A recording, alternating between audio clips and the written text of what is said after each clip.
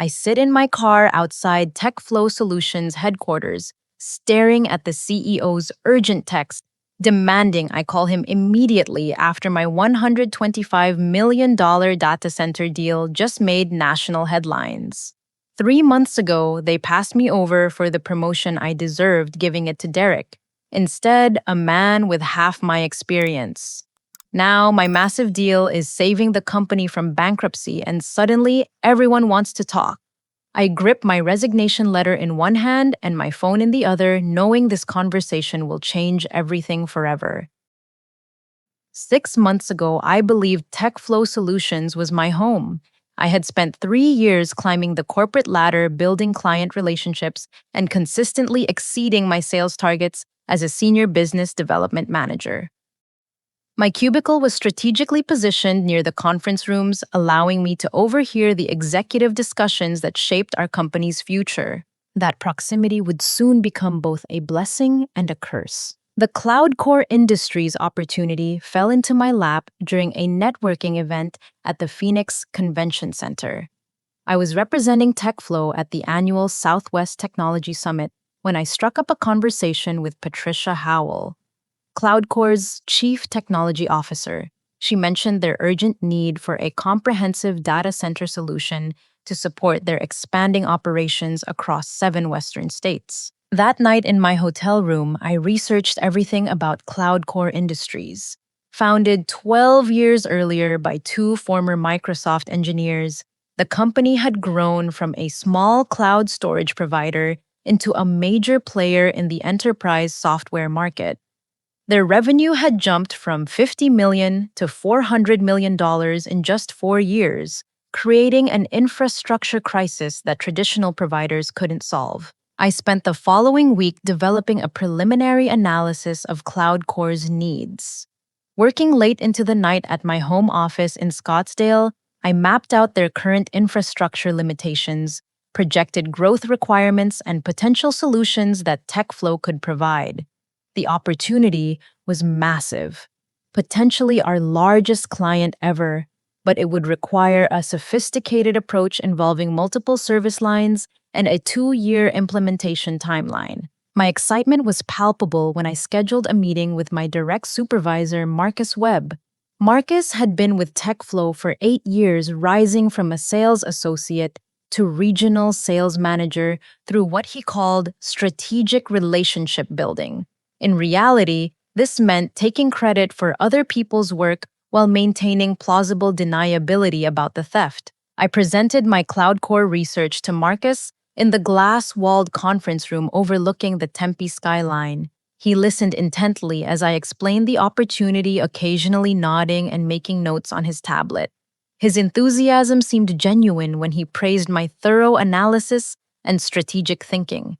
He asked detailed questions about CloudCore's decision-making process, budget constraints, and timeline expectations. What I didn't realize was that Marcus was memorizing every detail for his own purposes. 2 weeks later, Marcus called an all-hands meeting to announce major organizational changes. The company was promoting several key personnel and restructuring the business development team to better serve our growing client base.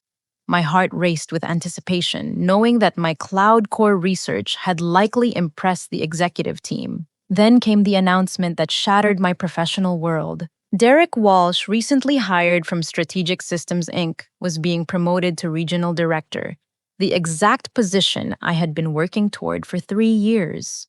Marcus stood at the front of the room, beaming with pride as he introduced Derek to the team. The new regional director would be responsible for identifying and developing major client opportunities, particularly in the enterprise technology sector. Marcus began describing Derek's qualifications, mentioning his innovative thinking regarding potential partnerships with rapidly growing cloud services companies. My stomach dropped as he used my exact terminology from our CloudCore discussion. He praised Derek's strategic insight into the untapped potential in the enterprise infrastructure market, phrases I had coined in my presentation just 2 weeks earlier. The betrayal cut deeper when Marcus announced that Derek would be leading TechFlow's pursuit of several major opportunities in the cloud computing sector. He specifically mentioned cloud core industries as a promising target that Derek had identified through his industry connections. I felt the blood drain from my face. Derek was taking credit for my research, my networking, my entire strategic analysis. The promotion I deserved was being handed to someone who had stolen my work and presented it as his own innovation. After the meeting, I cornered Marcus in his office. The afternoon sun streamed through the vertical blinds, casting prison bar shadows across his desk as I confronted him about the obvious theft of my intellectual property. Marcus, that cloud core opportunity was my research, I said, keeping my voice steady, despite the fury building inside me. I spent weeks developing that analysis and presented it to you in confidence. Marcus leaned back in his ergonomic chair, his expression shifting from friendly to dismissive. Terry, I understand you're disappointed about the promotion, but Derek brings valuable industry experience to this role. Sometimes multiple people identify the same opportunities through different channels. His gaslighting was sophisticated but transparent. Different channels, Marcus, I showed you my detailed research on Cloud Core's infrastructure needs. Derek couldn't have independently developed the same strategic framework. I think you're experiencing some sour grapes here, Marcus replied, using a phrase that would haunt me for months. Derek's background with enterprise clients gives him unique insights into this market segment. Maybe instead of focusing on what you think you deserve, you should concentrate on supporting the team's success. That conversation taught me everything I needed to know about Marcus Webb and his version of corporate leadership. He was willing to steal credit, manipulate narratives, and destroy employee morale to advance his preferred candidates. My 3 years of loyalty and exceptional performance meant nothing compared to his personal agenda. I left his office with a new understanding of my situation. Derek Walsh hadn't just taken my promotion, he had stolen my intellectual property and would likely continue claiming credit for my work. Marcus wasn't just a bad manager, he was an active participant in a system designed to exploit dedicated employees while rewarding his chosen favorites. That evening, I sat in my home office reviewing my options. I could file a formal complaint with human resources, but Marcus's political connections within the company made that approach risky. I could confront Derek directly, but he would likely deny everything while positioning me as a disgruntled employee. Instead, I made a decision that would define the next chapter of my career. If Derek wanted to take credit for identifying the cloud core opportunity, I would pursue it independently and prove my worth through results rather than politics. Working nights and weekends, I would develop a comprehensive proposal that demonstrated my capabilities and secured the largest client in TechFlow's history. I opened my laptop and began crafting an email to Patricia Howell at Cloud Core Industries. It was time to turn my betrayal into ammunition for the fight ahead. My email to Patricia Howell was carefully crafted to re-establish our connection without raising suspicion about TechFlow's internal politics. I mentioned our conversation at the Southwest Technology Summit and expressed interest in learning more about Cloud Core's infrastructure challenges. Her response arrived within hours, suggesting a phone call to discuss their requirements in detail. That first conversation lasted over an hour. Patricia's frustration with their current technology limitations was evident as she described Cloud Core's growing pains.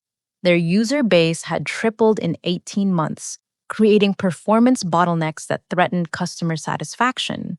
Traditional data center providers couldn't scale quickly enough to meet their demands, and their existing infrastructure was reaching critical capacity limits. I listened carefully, taking detailed notes while formulating solutions in real time.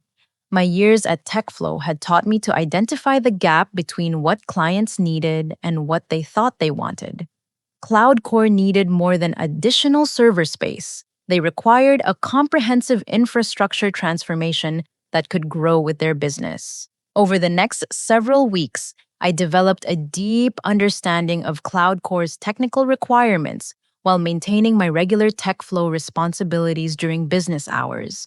My evenings were spent researching their competitive landscape, analyzing their growth projections, and designing a service package that would position them for long-term success. Patricia and I established a routine of weekly calls to discuss various aspects of their infrastructure needs. She appreciated my technical knowledge and strategic thinking, often mentioning how refreshing it was to work with someone who understood both the business and technical sides of their challenges. During our fourth conversation, Patricia mentioned something that made my blood run cold. Terry, I should let you know that we've been contacted by another representative from TechFlow Solutions, she said. Derek Walsh called our office last week claiming to be the lead representative on our account. My heart began racing, but I kept my voice steady. Really? What did he discuss with you?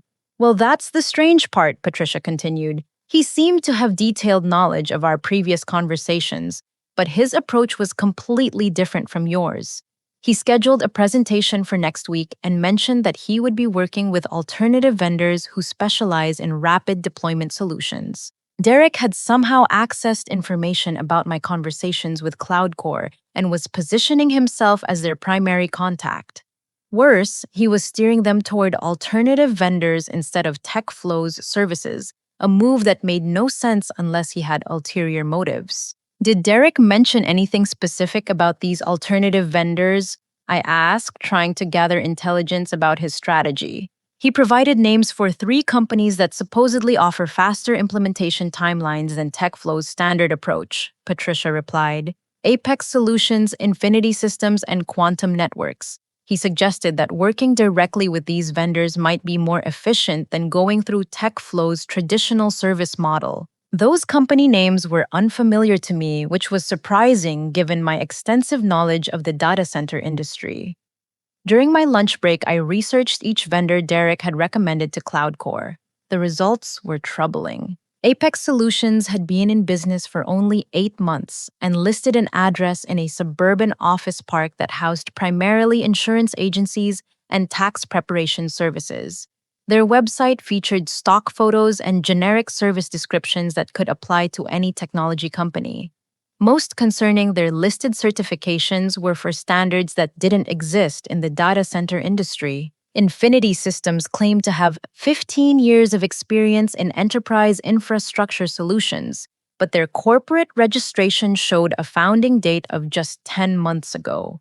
Their client testimonials quoted companies that appeared to be fictional, and their technical specifications for data center services contained several fundamental errors that any legitimate provider would never make. Quantum Networks presented the most sophisticated facade with a professional website and detailed service descriptions. However, their executive team photos were clearly stock images, and their claimed partnerships with major technology manufacturers couldn't be verified through those companies' official partner directories. Derek was steering CloudCore toward vendors that appeared to be fraudulent. The implications were staggering. Either he was incompetent enough to be fooled by obvious scams, or he was actively participating in a scheme to defraud our potential client. I called Patricia back that afternoon with a sense of urgency. Patricia, I need to share some concerns about those alternative vendors Derek mentioned. I began carefully. I've done some research on Apex Solutions, Infinity Systems, and Quantum Networks, and there are red flags that suggest they may not be legitimate service providers. Her voice tensed immediately. What kind of red flags? I shared my findings about their questionable business registrations, fictional client references, and technical inaccuracies. Patricia listened with growing alarm as I detailed the evidence suggesting these were shell companies designed to defraud unsuspecting clients. Why would Derek recommend vendors that aren't legitimate? She asked. That question haunted me because the implications were deeply troubling. Either Derek was so incompetent that he couldn't identify obvious fraud, or he was receiving kickbacks from these fake vendors in exchange for steering clients away from TechFlow's legitimate services. I honestly don't know, I replied, but I wanted to alert you before you invested time in presentations with companies that may not be able to deliver what they promise. Patricia's gratitude was evident, but she also expressed confusion about TechFlow's internal communication. Terry, Derek specifically told me that you were inexperienced with deals of this magnitude and that your proposals might contain technical inaccuracies. He suggested that CloudCore should work directly with his recommended vendors to avoid complications. Derek wasn't just stealing credit for my work, he was actively sabotaging my reputation to advance his fraudulent scheme. His strategy involved discrediting my expertise while positioning himself as CloudCore's trusted advisor, then steering them toward fake vendors who would presumably share their illegal profits with him. Patricia, I want to be completely transparent with you, I said. There seems to be some confusion within our organization about account management responsibilities. My recommendation is that you evaluate all options carefully and choose the approach that best serves CloudCore's long-term interests, regardless of internal tech flow politics. That conversation crystallized my understanding of the situation. Derek wasn't just an incompetent manager who had stolen my promotion, he was potentially engaged in criminal fraud that could destroy CloudCore's business and TechFlow's reputation. His willingness to damage both companies for personal gain revealed a level of corruption that demanded immediate action. I spent that evening documenting every interaction with Derek and Patricia, creating a timeline that clearly showed his pattern of deception. The evidence was building toward a conclusion I hadn't anticipated. When this began, Derek Walsh was not merely a bad employee, but potentially a criminal who needed to be stopped before he could harm innocent clients. Patricia scheduled a follow-up call for the next day, during which she revealed information that transformed my understanding of Derek's motivations and methods. Terry, I spoke with our legal team about those vendors Derek recommended, she began.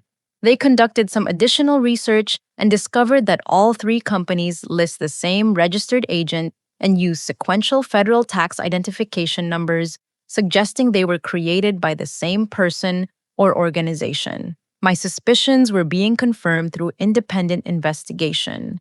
What did your legal team recommend? They advised us to avoid any business relationship with those vendors and to be extremely cautious about working with anyone who recommended them, Patricia replied.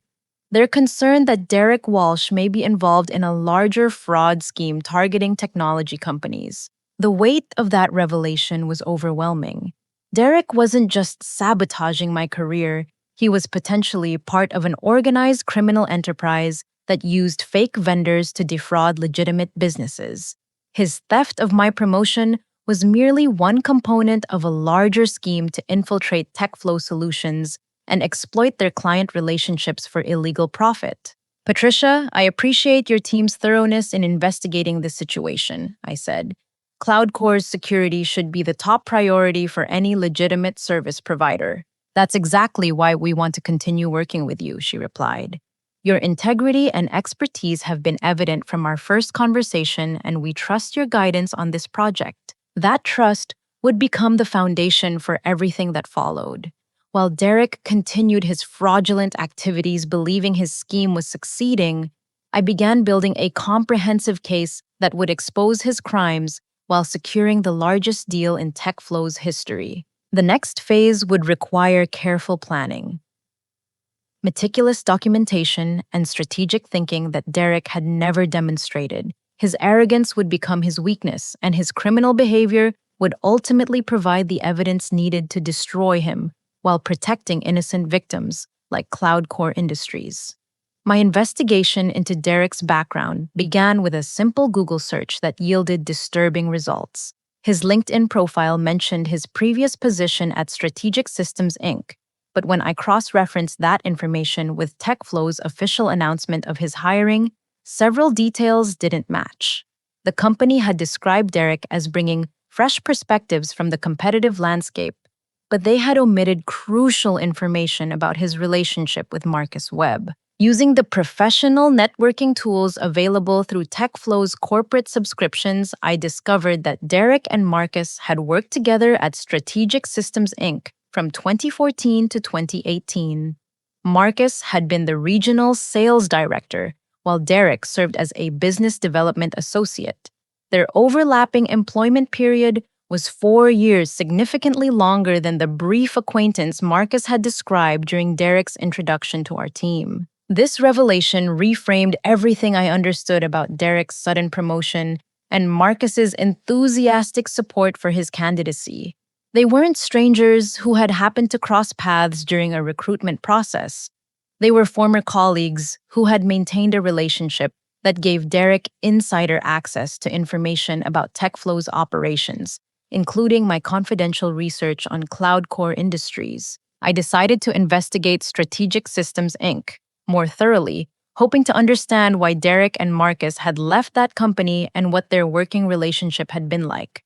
The company's website was still active, but their employee directory no longer listed either Derek or Marcus. Their About Us page mentioned recent organizational changes, but provided no details about executive departure. A search of business news archives revealed more troubling information. Strategic Systems Inc. had filed for Chapter 11 bankruptcy protection in late 2018, just months after Derek and Marcus had left the company. The bankruptcy filing cited irregularities in client account management and undisclosed vendor relationships as contributing factors to their financial collapse. The timing was suspicious. Derek and Marcus had departed Strategic Systems Inc. shortly before the company discovered financial irregularities that led to bankruptcy. Their arrival at TechFlow Solutions had been presented as a strategic recruitment coup, but it now appeared they might have been fleeing a collapsing situation they had helped create. I needed more information, so I contacted Janet Morrison, a former colleague who had moved to a different technology firm 2 years earlier. Janet maintained connections throughout the industry and often heard rumors about personnel changes and company problems before they became public knowledge. "Janet, I'm calling about Derek Walsh and Marcus Webb," I began after exchanging pleasantries. "Did you ever hear anything about their departure from Strategic Systems Inc.?" Her response was immediate and alarming. "Oh, wow, Terry, you don't know those two were at the center of a huge scandal at Strategic Systems. There were allegations about fake vendor relationships and missing client funds. The company tried to keep it quiet, but the whole thing exploded about 6 months after they left." My heart began racing. What kind of vendor relationships?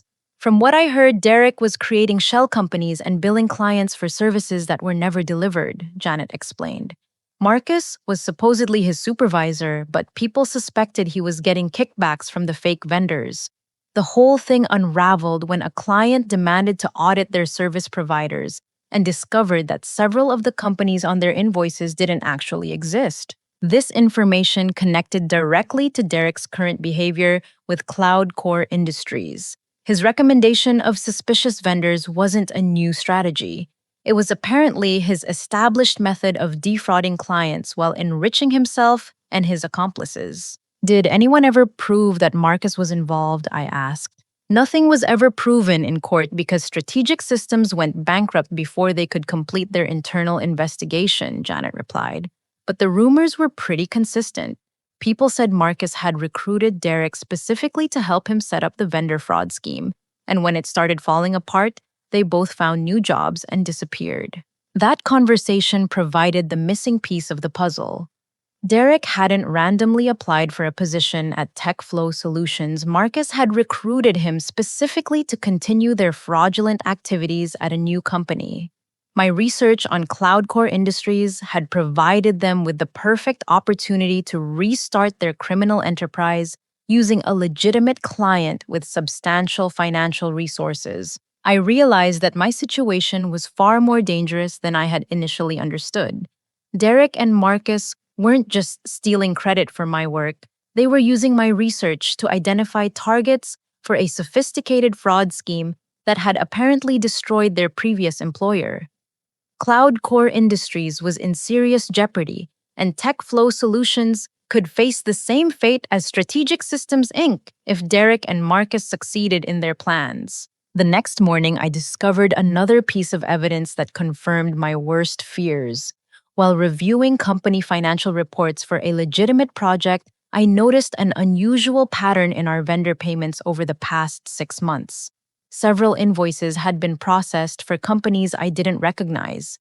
including payments to consulting firms that supposedly provided market research and technical analysis services. The amounts were substantial, ranging from $15,000 to $35,000 per invoice, but the services described were vague enough to avoid scrutiny during routine audits. More troubling, many of these payments had been approved by Marcus Webb for special projects related to business development initiatives. I cross-referenced the vendor names with business registration databases and discovered that most of these companies had been incorporated within the past 8 months, shortly after Derek joined TechFlow Solutions. Their registered addresses were primarily mail forwarding services or virtual office providers, and none had legitimate business websites or verifiable contact information. Derek and Marcus had been running their fraud scheme at TechFlow Solutions since Derek's first month on the job. They were using fake vendors to siphon money from the company while building toward their ultimate target, the massive cloud core deal that would provide enough cover and confusion to steal hundreds of thousands of dollars before anyone noticed the theft. I needed to document everything carefully, but I also had to be extremely cautious about how I gathered evidence. If Derek and Marcus suspected I was investigating their activities, they could destroy records, accelerate their theft, or find ways to implicate me in their crimes. That afternoon, while Derek was attending a client meeting across town, I discreetly photographed several suspicious invoices using my personal phone. I also made copies of email chains between Derek and Marcus that referenced vendor coordination and project consulting fees language that seemed innocuous but took on sinister meaning in the context of their fraudulent activities. The evidence was building toward an undeniable conclusion. Derek Walsh and Marcus Webb were operating a criminal enterprise within TechFlow Solutions, using their positions to steal money through fake vendors while planning to use my cloud core research to execute their largest theft yet. My next challenge was protecting cloud core industries while gathering enough evidence to expose Derek and Marcus before they could cause irreparable damage to innocent victims. The stakes had escalated far beyond my stolen promotion. This was now about preventing criminal fraud and protecting both companies from financial devastation. The game had changed, and Derek's arrogance would become his greatest weakness as I built a case that would destroy his criminal enterprise while securing justice for everyone he had harmed. Patricia Howell's phone call came on a Tuesday morning that would reshape my entire strategy. Her voice carried a mixture of concern and determination as she revealed Derek's latest escalation in his campaign to control the Cloud Core account. "Terry, I need to tell you about some disturbing developments," Patricia began. "Derek Walsh contacted our board of directors directly yesterday, bypassing our normal procurement process entirely." My stomach tightened as I anticipated what she would say next. "He told our board members that TechFlow Solutions is undergoing significant restructuring and that all future business should be conducted through him exclusively. He also implied that you might be leaving the company soon due to performance concerns." Derek was becoming increasingly desperate, abandoning all pretense of professional conduct to secure control over the Cloud Core relationship. His direct contact with board members violated standard business protocols and revealed his willingness to lie about company operations to advance his fraudulent scheme. "What was their reaction?" I asked, dreading the answer. "They were confused and concerned about TechFlow's internal stability," Patricia replied. "Some board members are questioning whether we should continue pursuing this partnership if your company is experiencing management problems that could affect service delivery." Derek's lies were threatening to destroy the entire Cloud Core opportunity while damaging TechFlow's reputation in the broader market. His reckless behavior demonstrated how far he would go to maintain control of his criminal enterprise, even if it meant destroying legitimate business relationships and harming innocent colleagues. "Patricia, I want to be completely honest with you about what's happening," I said, making a decision that would define my response strategy. "Derek Walsh is not operating with company authorization, and his claims about restructuring and personnel changes are false. I believe he's attempting to manipulate your decision-making process for personal gain. There was a long pause before Patricia responded. Terry, based on everything we've observed, CloudCore's leadership team has reached the same conclusion. We're concerned that Derek may be involved in activities that could compromise our business relationship with TechFlow Solutions. Her next words would change the trajectory of my career and provide the opportunity I needed to implement a comprehensive counter strategy. Our Chief Executive Officer, Amanda Richardson, would like to offer you a position with CloudCore Industries.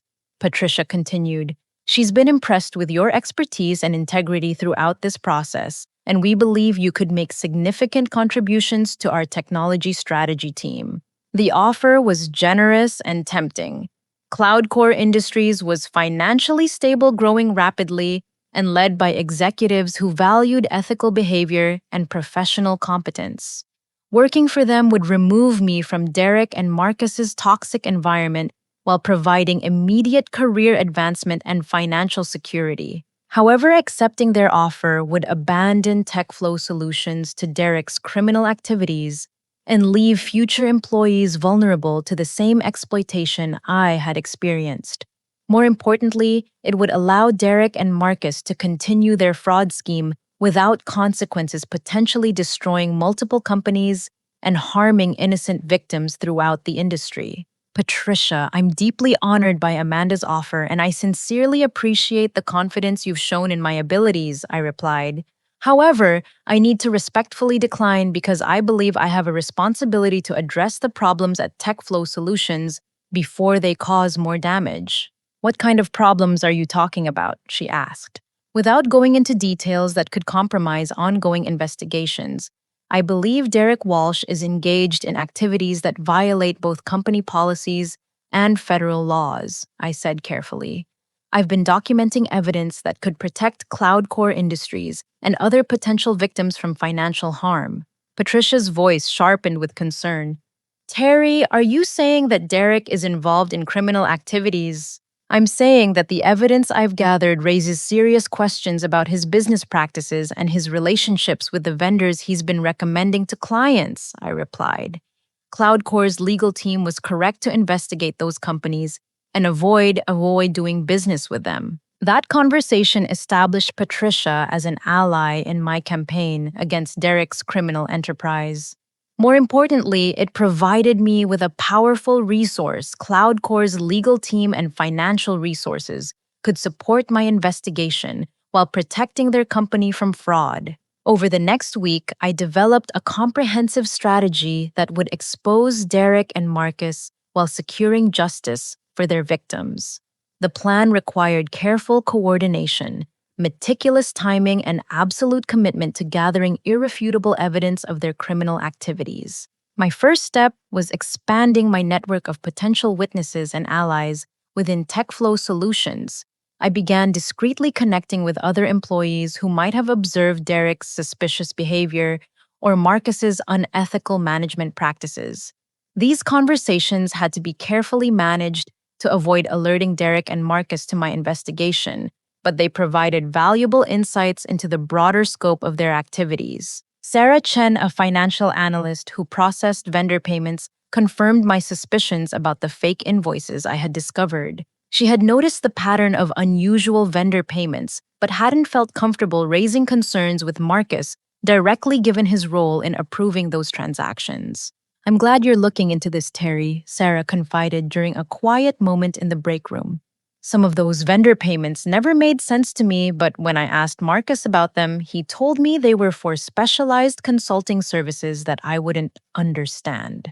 Michael Rodriguez, a systems administrator who managed our technology infrastructure, revealed that Derek had been requesting access to employee files and client databases that were unrelated to his official responsibilities. Derek had claimed these requests were for strategic planning purposes, but Michael had been uncomfortable providing access to confidential information without proper authorization. Derek kept pushing for administrative access to the customer relationship management system, Michael explained.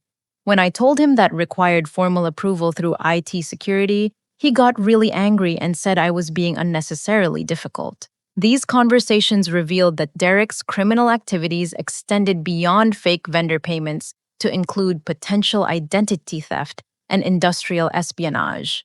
His requests for unauthorized system access suggested he was gathering information that could be used to defraud multiple clients or steal proprietary business intelligence. I also reached out to former Strategic Systems Inc. employees through professional networking platforms, hoping to gather additional evidence about Derek and Marcus's previous criminal activities.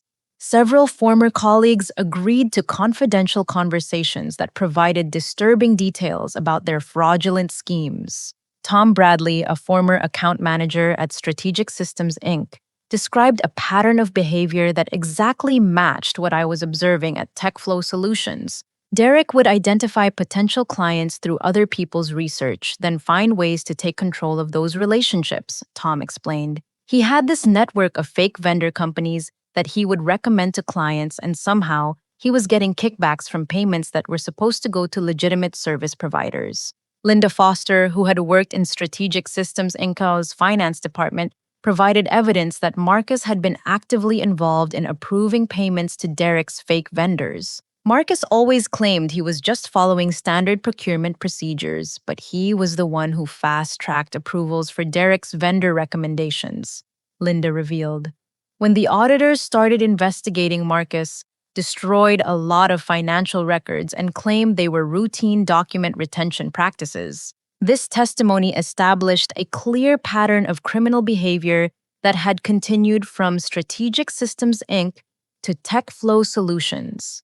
Derek and Marcus had refined their fraud scheme over several years, using multiple companies as vehicles for their criminal enterprise while leaving devastation in their wake. Armed with this evidence, I began building relationships with law enforcement agencies that specialize in white-collar crime.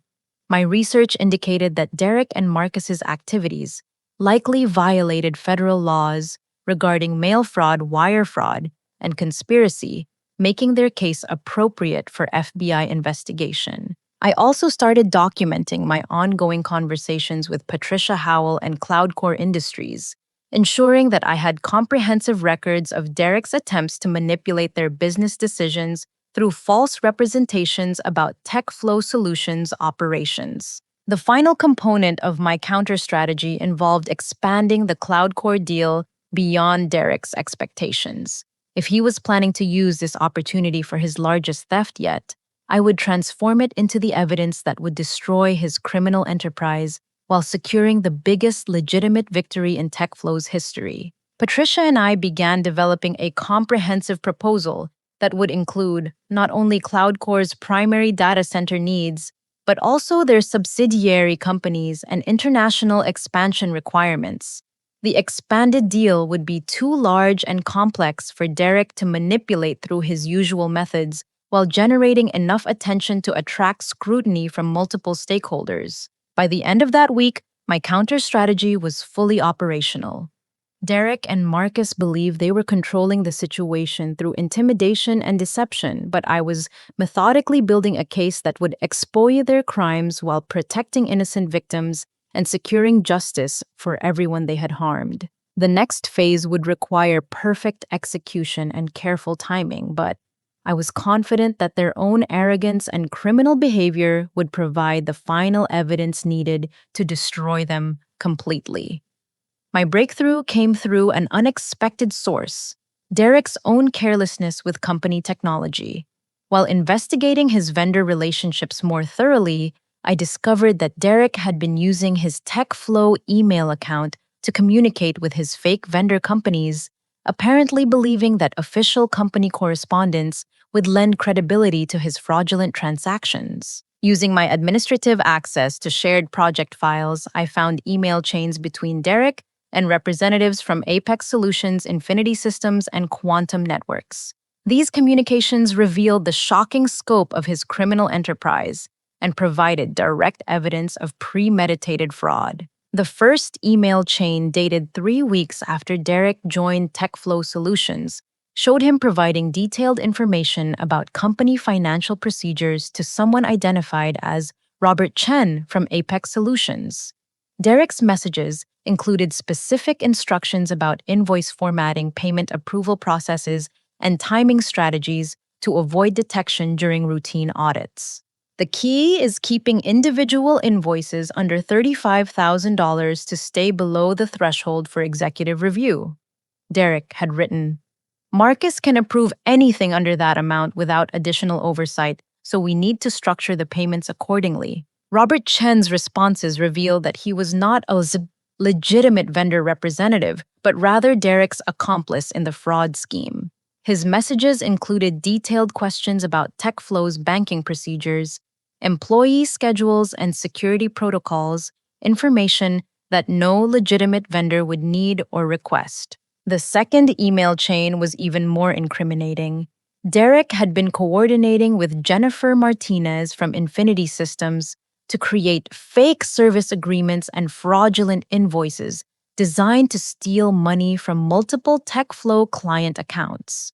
Their communications included explicit discussions about money laundering techniques and strategies for concealing their criminal activities from company accountants. We need to make sure the paper trail looks legitimate in case anyone decides to audit these transactions, Derek had instructed. Create detailed service descriptions that sound technical enough to discourage questions but keep them vague enough that we can't be accused of failing to deliver the specific results.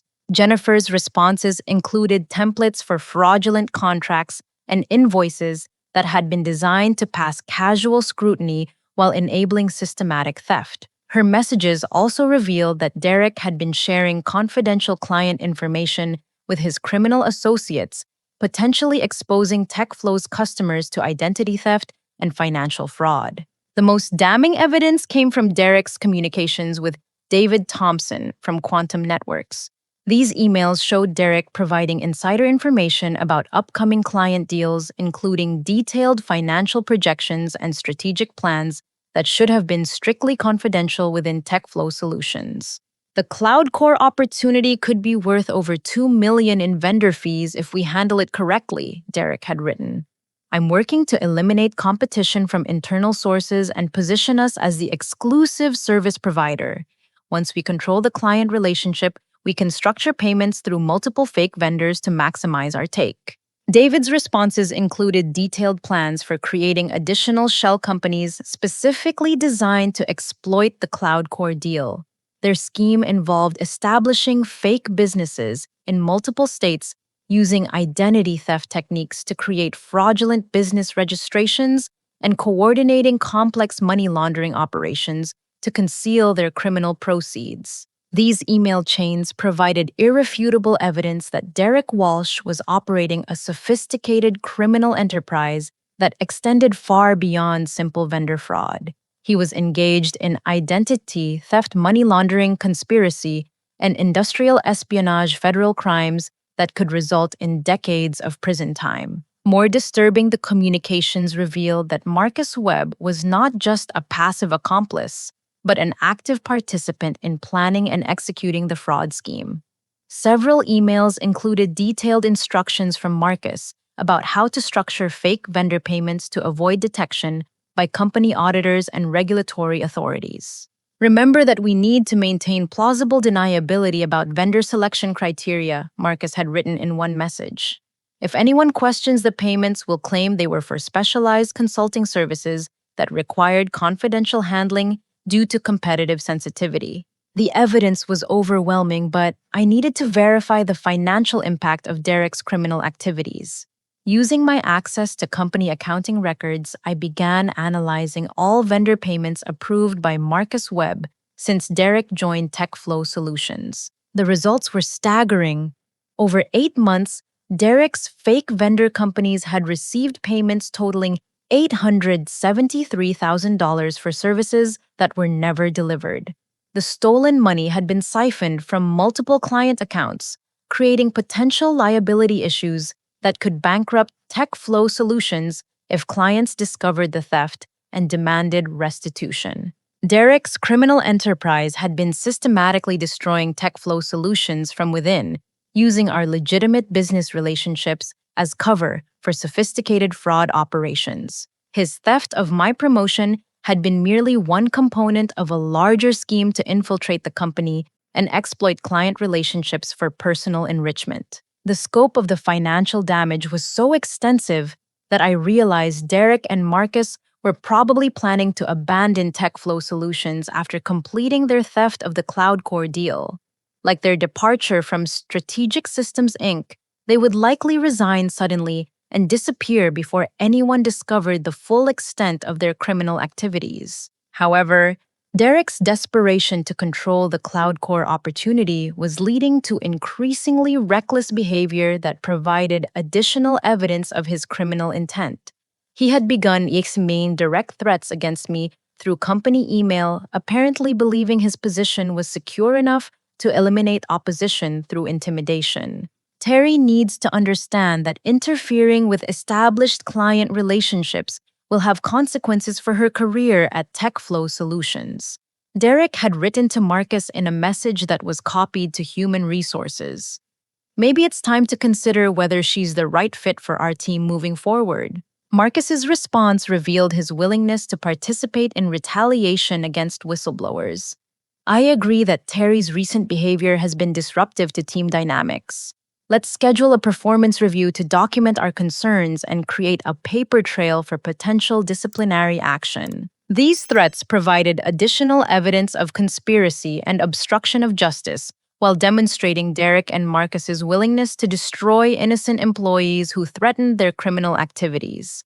Their pattern of behavior was consistent with their actions at Strategic Systems Inc., where they had apparently eliminated opposition through intimidation and false performance evaluations. I realized that my investigation had uncovered a criminal enterprise that threatened not only Cloud Core Industries and TechFlow Solutions, but potentially dozens of other companies and hundreds of innocent employees throughout the technology industry.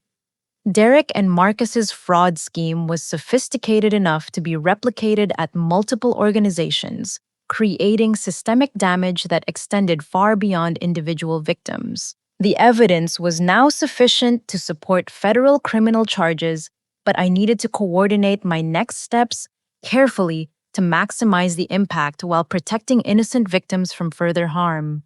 Derek's increasing desperation made him dangerous, and his access to confidential client information created serious security risks for everyone involved. My counter strategy had evolved from personal vindication to criminal investigation, with stakes that extended throughout the technology industry.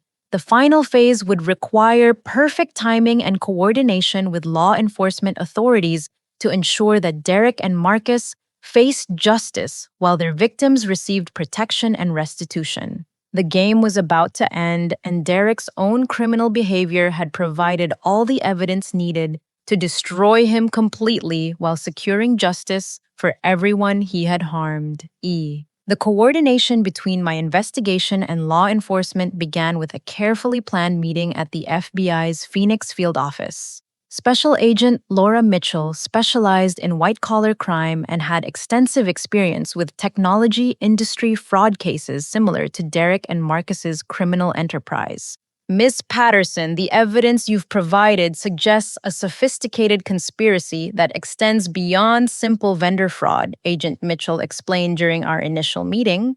We're particularly concerned about the potential for additional victims throughout the industry if these individuals have been using similar schemes at multiple companies. I had organized my evidence into comprehensive categories: financial records showing fraudulent vendor payments, email communications revealing criminal planning and coordination testimony from former Strategic Systems Inc. employees documenting previous fraud activities, and evidence of Derek's current attempts to defraud Cloud Core Industries through fake vendor recommendations. Agent Mitchell reviewed the materials with obvious concern. The scope and sophistication of this scheme suggests these individuals have been operating criminal enterprises for several years. We'll need to coordinate with multiple agencies to investigate their activities at Strategic Systems Inc. and identify any additional victims. The FBI's investigation would proceed on parallel tracks: immediate action to prevent Derek and Marcus from completing their planned theft of CloudCore deal proceeds and a comprehensive investigation of their previous criminal activities to identify additional victims and recover stolen funds. Our immediate priority is protecting CloudCore Industries and any other potential victims while gathering additional evidence of ongoing criminal activities, Agent Mitchell explained. We'll need your cooperation to monitor Derek's communications and document any attempts to execute fraudulent transactions. I had already been coordinating with Patricia Howell to expand the CloudCore deal beyond Derek's expectations. Our strategy involved creating a comprehensive partnership that would include CloudCore's subsidiary companies and international operations, transforming the opportunity into a complex transaction that Derek couldn't manipulate through his usual methods. Patricia, I want to propose expanding our partnership to include CloudCore's European and Asian operations, I suggested during our next conversation. The technical requirements for international expansion would create opportunities for long-term strategic collaboration that goes far beyond traditional vendor relationships. Her enthusiasm was immediate. Terry, that's exactly the kind of comprehensive thinking our board has been hoping to find in a technology partner. Amanda Richardson has been particularly interested in establishing integrated solutions that can scale with our global expansion plans. Working with CloudCore's legal and technical teams, I developed a proposal for a multi-phase partnership worth $250 million over 5 years. The expanded deal would include not only data center services, but also cybersecurity consulting, disaster recovery, planning, and strategic technology advisory services that would position TechFlow Solutions as CloudCore's primary infrastructure partner. The comprehensive nature of the expanded deal would generate significant attention within TechFlow Solutions, making it impossible for Derek to manipulate the transaction without attracting scrutiny from executive leadership and potentially triggering the internal audit processes that he had been working to avoid. Meanwhile, the FBI's investigation was proceeding rapidly. Agent Mitchell had obtained warrants to monitor Derek's communications and financial transactions, providing real-time intelligence about his criminal activities and coordination with accomplices. Derek Walsh has been escalating his fraudulent activities over the past 2 weeks. Agent Mitchell informed me during a secure phone call. He's been creating additional shell companies and preparing to execute large-scale theft once he gains control of the CloudCore relationship. The evidence was building toward a conclusion that would expose Derek's criminal enterprise while protecting innocent victims.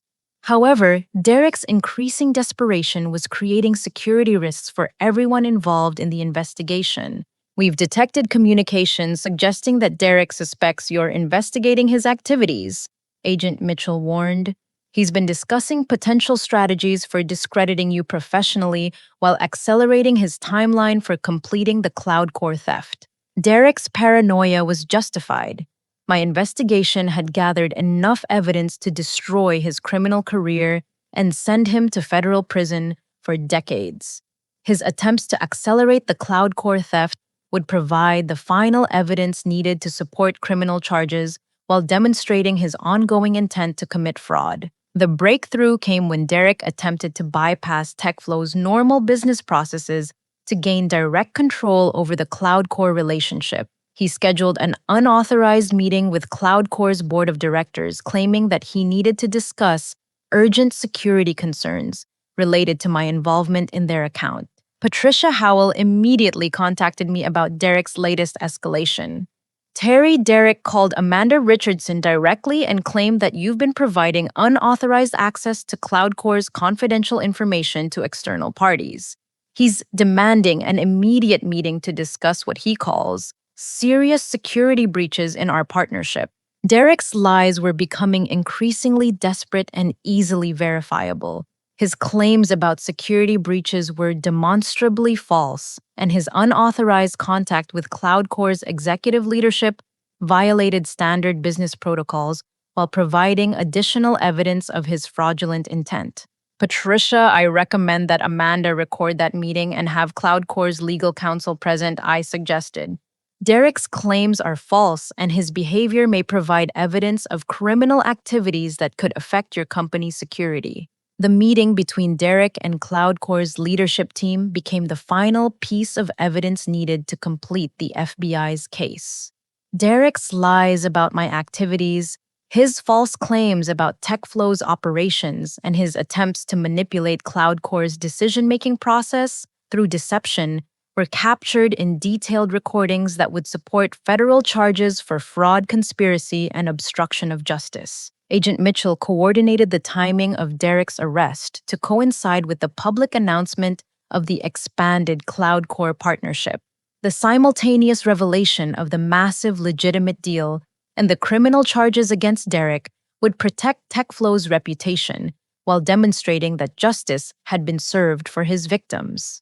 We're executing arrest warrants for Derek Walsh and Marcus Webb tomorrow morning. Agent Mitchell informed me during our final coordination meeting. The charges include conspiracy to commit fraud, mail fraud, wire fraud, money laundering, and obstruction of justice.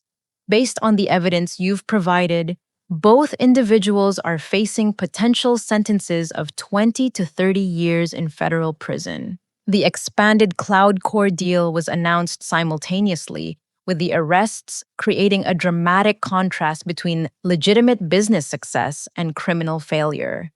The partnership would bring $250 million in revenue to TechFlow Solutions over 5 years, while establishing new industry standards for comprehensive technology partnerships. Derek's arrest occurred in the TechFlow Solutions lobby as he arrived for work, providing a public demonstration that criminal behavior would not be tolerated within the company. Marcus was arrested at his home, where FBI agents discovered additional evidence of money laundering and tax evasion related to his criminal proceeds. The investigation had evolved from personal vindication to criminal justice, with results that would protect the entire technology industry from sophisticated fraud schemes while ensuring that Derek and Marcus faced appropriate consequences for their crimes. The final phase would involve rebuilding TechFlow Solutions' culture and implementing safeguards to prevent future criminal infiltration while establishing my leadership role in creating positive change throughout the organization. The news broke simultaneously across multiple channels, creating a perfect storm of justice and vindication that exceeded my wildest expectations. CNN's financial news segment led with the headline, TechFlow Solutions announces record-breaking $250 million partnership, while FBI arrests executives for fraud. While the business networks scrambled to understand how such dramatically different stories could emerge from the same company on the same day, Derek Walsh and Marcus Webb were led away in handcuffs as reporters captured footage of their arrest outside TechFlow Solutions headquarters. The contrast couldn't have been more striking while they faced federal charges carrying potential sentences of 20 to 30 years in prison. I was being congratulated by industry leaders for securing the largest partnership in company history. Amanda Richardson, CloudCore's chief executive officer, issued a statement praising my exceptional integrity and professional expertise throughout a challenging situation that could have compromised our business relationship. She specifically mentioned my role in protecting CloudCore from fraudulent vendor relationships that could have caused significant financial damage to both companies. The FBI's investigation revealed the full scope of Derek and Marcus's criminal enterprise. Over 3 years at Strategic Systems Inc. and TechFlow Solutions, they had stolen approximately $2.4 million through fake vendor schemes, tax evasion, and money laundering operations. Their crimes had affected dozens of legitimate businesses and hundreds of innocent employees who lost their jobs when Strategic Systems Inc. collapsed under the weight of their fraud. TechFlow Solutions' board of directors acted swiftly to address the crisis and demonstrate their commitment to ethical business practices. Within 48 hours of the arrests, I received a call from Chief Executive Officer Robert Harrison requesting an immediate meeting to discuss my future role within the organization. Terry, Your courage in exposing this criminal enterprise has probably saved TechFlow Solutions from the same fate that destroyed Strategic Systems Inc. Robert explained during our meeting in the executive conference room. The board has unanimously decided to promote you to regional vice president with full authority over our business development operations. The promotion came with a $200,000 signing bonus, equity participation in company ownership, and complete autonomy to rebuild the business development team according to my vision for ethical and effective client relationships. More importantly, it provided the platform I needed to implement systematic changes that would protect future employees from the exploitation I had experienced. My first initiative as regional vice president was establishing a comprehensive ethics and whistleblower protection program. Working with external legal consultants and industry experts, I developed policies that would encourage employees to report suspicious activities while providing robust protection against retaliation from supervisors or colleagues. No employee should ever face the choice between their career security and their ethical obligations. I explained during the company-wide meeting announcing the new policies. Our success depends on maintaining the highest standards of integrity in every aspect of our business relationships. I also implemented mandatory background checks and reference verification procedures for all management positions, ensuring that future hiring decisions would be based on verified qualifications rather than personal relationships or insider recommendations.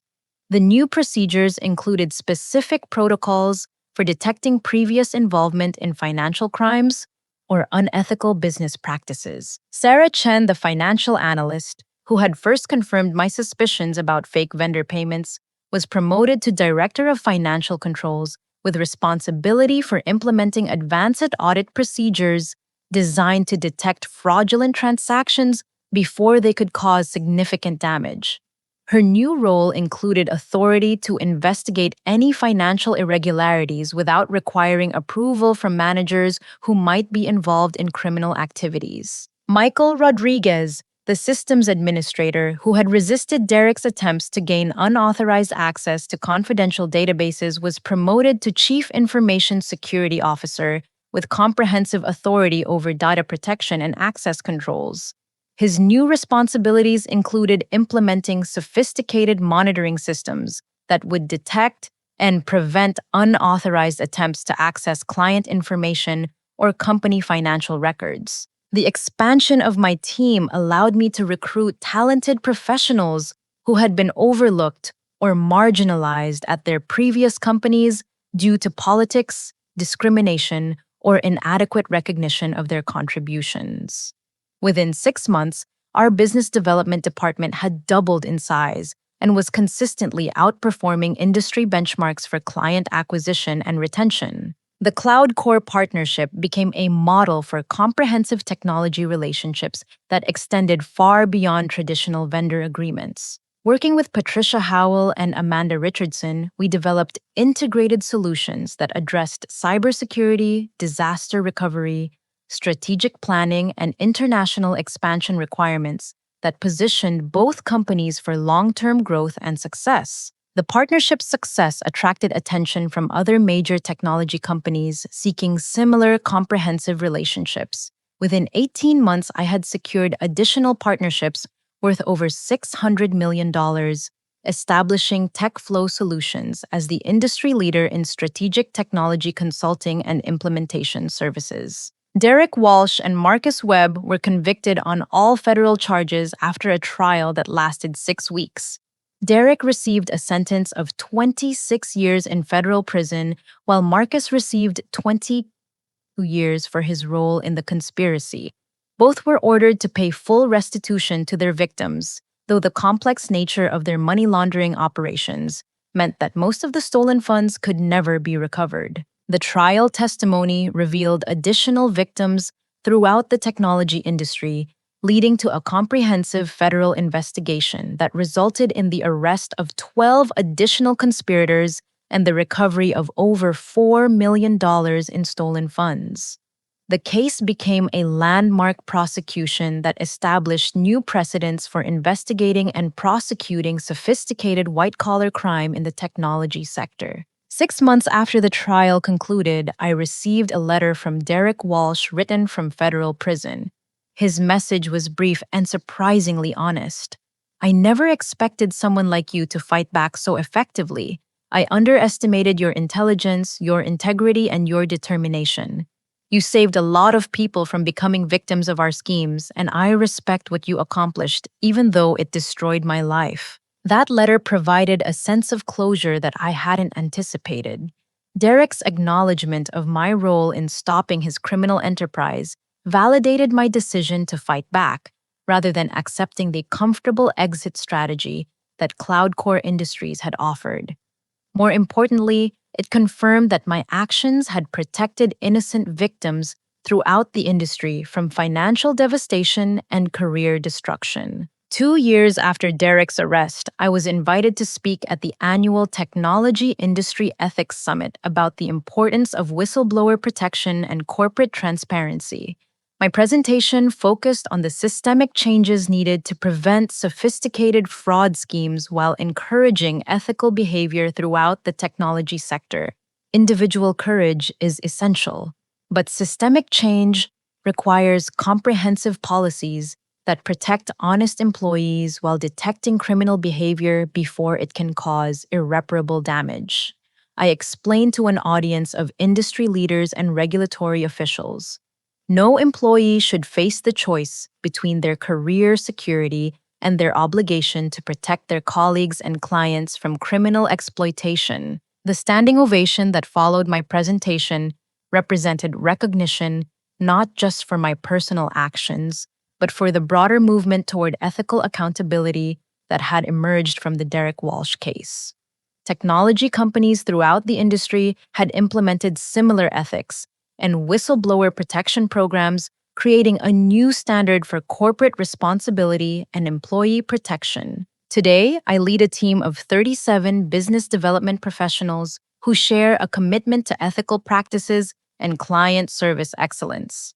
Our department consistently ranks among the top performers in the technology industry, demonstrating that integrity and effectiveness are not conflicting values, but complementary strengths that reinforce each other.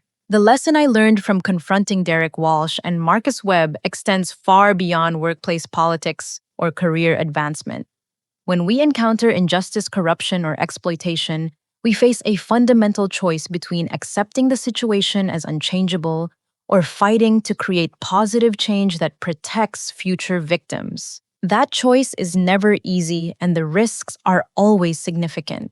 However, my experience proved that systematic documentation, strategic thinking, and persistent effort can expose even sophisticated criminal enterprises while protecting innocent people from harm. More importantly, fighting back against injustice creates opportunities for positive change that extends far beyond the immediate situation. My victory over Derek and Marcus led to systemic improvements that have protected hundreds of employees and clients from similar exploitation while establishing new standards for ethical behavior throughout the technology industry. The courage to stand up for what is right even when facing powerful opponents and significant personal risks is not just a moral obligation, but a practical strategy for creating the kind of workplace and society we want to live in. Have you ever faced a situation where speaking up against wrongdoing felt risky but necessary? I'd love to hear about your experiences with workplace integrity and how you've handled difficult ethical decisions in your own career.